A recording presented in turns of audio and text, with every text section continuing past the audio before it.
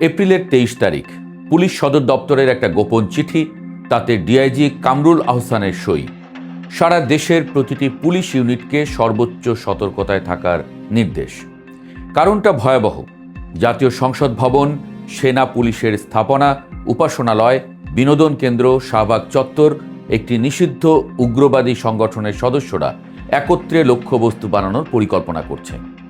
একই সময়ে গ্রেপ্তার হওয়া এক উগ্রবাদী সদস্যের সঙ্গে সামরিক বাহিনীর চাকরিচ্যুত 2 সদস্যের নিয়মিত যোগাযোগের তথ্য বেরিয়ে এসেছে।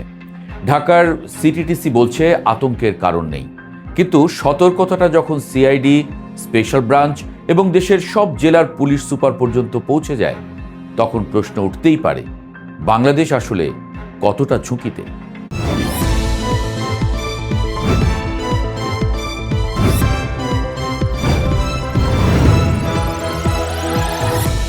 বাংলাদেশে জঙ্গিবাদ কোনো নতুন ঘটনা নয়। ইতিহাসের সুতো ধরলে দেখা যাবে মাটির নিচে শিকড় অনেক গভীরে। 90-এর দশক থেকেই এই ভূমিতে বিভিন্ন উগ্রবাদী গোষ্ঠীর জন্ম ও বিকাশ চলে আসছে।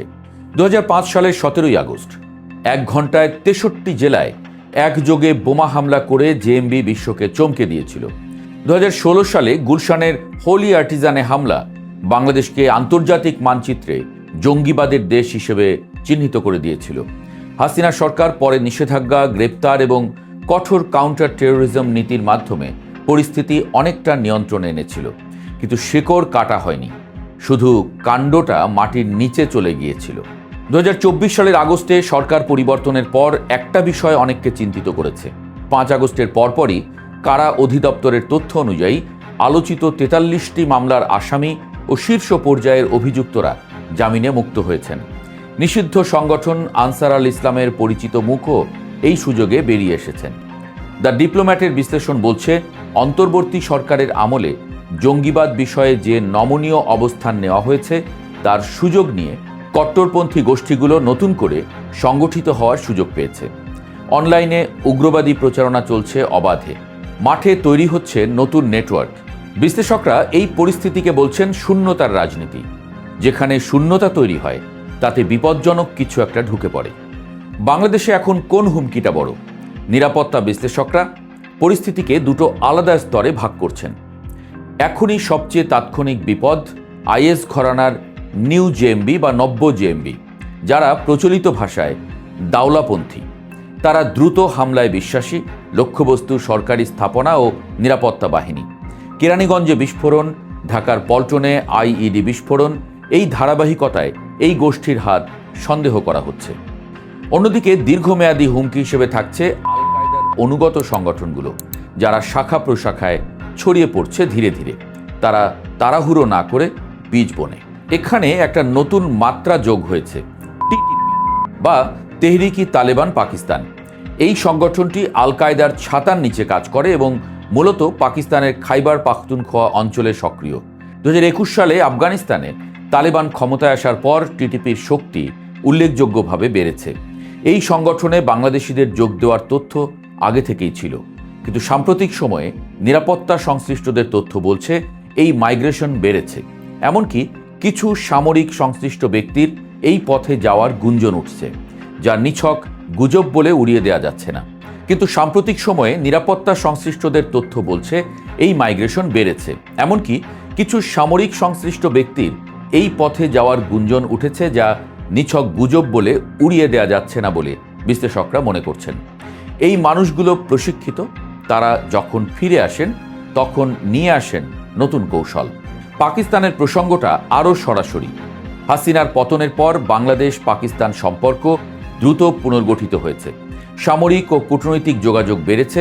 এখন প্রশ্ন হলো, এই নৈকট্য কি শুধুই কূটনৈতিক? ভারতের গোয়েন্দা প্রতিবেদন বলছে পাকিস্তান ভিত্তিক সংগঠনগুলো বাংলাদেশকে নতুন ঘাঁটি হিসেবে ব্যবহারের চেষ্টা করছে। ডিপ্লোম্যাটের বিশ্লেষণ বলছে, জামায়াতুল মুজাহিদিন বাংলাদেশের একজন সাবেক নেতার টিটিপি এবং আল কায়দার সঙ্গে যোগসূত্র রয়েছে, যা নিরাপত্তা গবেষকদের কাছে সুপরিচিত।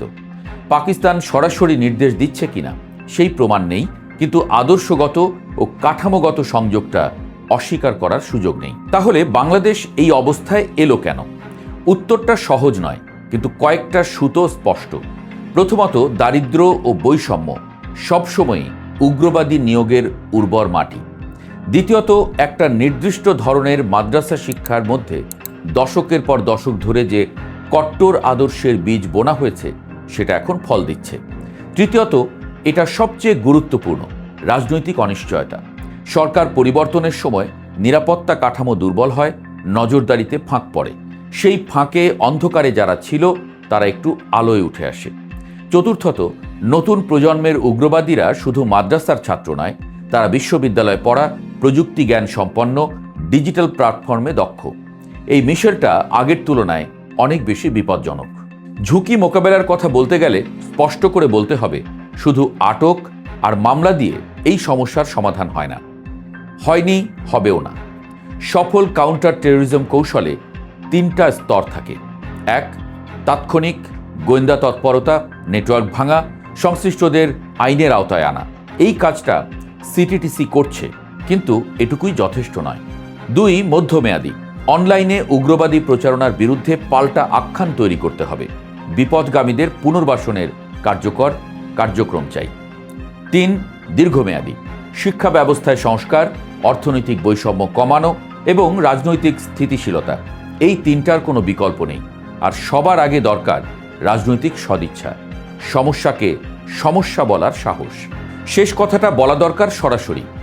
বাংলাদেশের উগ্রবাদী পরিস্থিতি সম্পর্কে গত 1.5 বছরে যারা ধারাবাহিকভাবে সতর্ক করে এসেছেন তারা প্রায়ই উপেক্ষিত হয়েছেন। সতর্কতাকে অতিরঞ্জন বলা হয়েছে, রাজনৈতিক দলগুলো এটাকে নিজেদের স্বার্থে ব্যবহার করেছে, কিন্তু সমাধানে আগ্রহ দেখায়নি। আর বর্তমান সরকারের কাছ থেকেও এখন পর্যন্ত সুনির্দিষ্ট কোনো কৌশলগত পরিকল্পনার ইঙ্গিত নেই। ঢাকার সংসদ ভবন থেকে কয়েক কিলোমিটার দূরে এখন হয়তো কেউ পরিকল্পনা আঁটছে। নিরাপত্তা বাহিনী সজাগ আছে, ভালো কথা, কিন্তু সজাগ থাকা আর সত্যিকারের মোকাবেলা এক জিনিস নয়। বাংলাদেশের 30 বছরের জঙ্গিবাদের ইতিহাস বলছে, প্রতিবার শুধু আগুন নেভানো হয়েছে, জ্বালানির উৎস খোঁজা হয়নি। যতদিন সেই উৎসে হাত না দেওয়া হবে আগুন আবার জ্বলবে। তাই এবার সেই উৎসে হাত দিতেই হবে।